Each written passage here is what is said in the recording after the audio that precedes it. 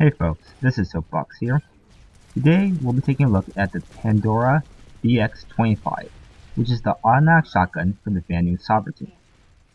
Being a shotgun, it is available to all classes except the Infiltrator and the Max. To purchase this weapon, it will cost 1,000 certs or 699 Daybreak cash.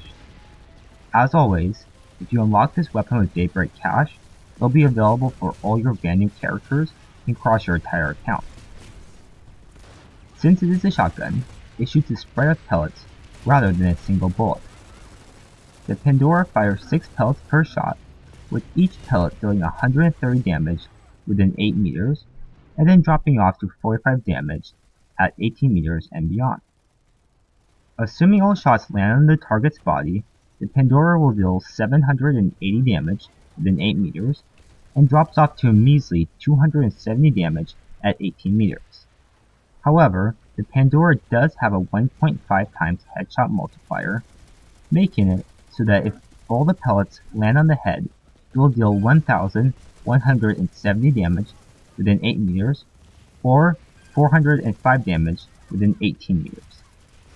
When it comes to accuracy, this weapon has a hard upwards recoil, although on a weapon like a shotgun, that is not a problem. What we are looking for is the cone of fire and the bloom. The starting cone of fire is pretty manageable, and for the first 5 shots, the cone of fire does not change at all. Then, starting after the 5th shot, and any shots after that, the cone of fire will expand. This means that to retain the greatest accuracy, you should stop shooting after every 5 shots, and let the cone of fire return to its normal size. The Pandora fires at 260 rounds per minute, which is slow, but considering it's a shotgun, this is a pretty decent rate of fire. Also, it has a low muzzle velocity of only 275 meters per second. But, when you take into account the ranges you'll be fighting at, then the muzzle velocity does not matter. When it comes to ammo, this weapon will hold 6 shells in the magazine, another 48 in reserve. This is a very small magazine, and you will often find yourself emptying the entire thing. That brings us to reload speeds.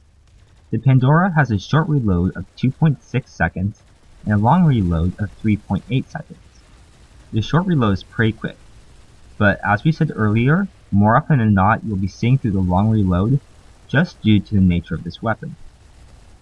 When it comes to attachments, this weapon has access to scopes 1x to 4x, as well as night vision optics. A scope with any form of magnification is useless on this weapon due to the ranges at which you'll be fighting.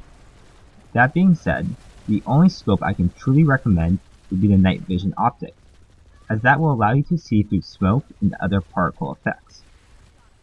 This weapon has no barrel attachment, so you don't have to worry there. For the rail, the Pandora has access to the dark flashlight, laser sight, forward grip, and extended magazines. As usual, the dark flashlight is useless on this weapon. Also, since the bloom and pellet spread are the limiting factors when it comes to accuracy, the forward grip is a waste of your certs. Personally, I would recommend the extended magazines. They increase the amount of shells in the magazine by 4, which is a 60% increase.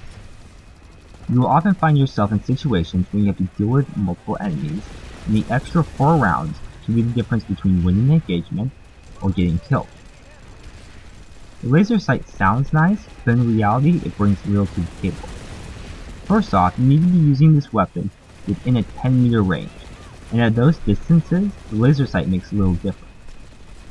When you get to the distances where the laser sight starts to make a difference, the damage drop off is too much, and even greater accuracy cannot save you.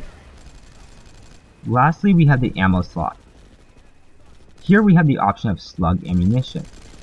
This causes the weapon to fire a single, high damage slug rather than several low damage pellets. An interesting note here is that the damage of the slug is lower than the damage of the pellets at close range, but it will retain its damage better over longer ranges. This weapon seems to have a high potential for using slug ammo, and in testing it seemed to work great, but in actual gameplay it seems to fall short. So if you're a player who often enjoys running slug ammunition, then you may want to give it a shot on this weapon. But if you rarely use slug ammunition, then I would recommend staying away from it. Well, that brings us to the end of the statistics side of things. Now take a look at some strategy when using the Pandora. Overall, the biggest thing is to stay inside of Pandora's effective range. Shotguns in Planetside 2 are not like shotguns in other games. In Planetside 2, you need to be practically bumping into the enemies for the shotgun to be effective. This means staying within that 8-meter range whenever possible, and for those of you who don't know, here's what someone looks like from 10 meters away. So anything farther past this, and you'll want to be swapping to your pistol. Remember, damage drop-off is a limiting factor on this weapon, not its range. Don't forget to watch your ammo. Even with extended magazines, this weapon will burn through ammo at record speed. You'll find yourself trying to fire a dry weapon. If you often get caught in these situations, switching to your pistol or sidearm may be the best idea.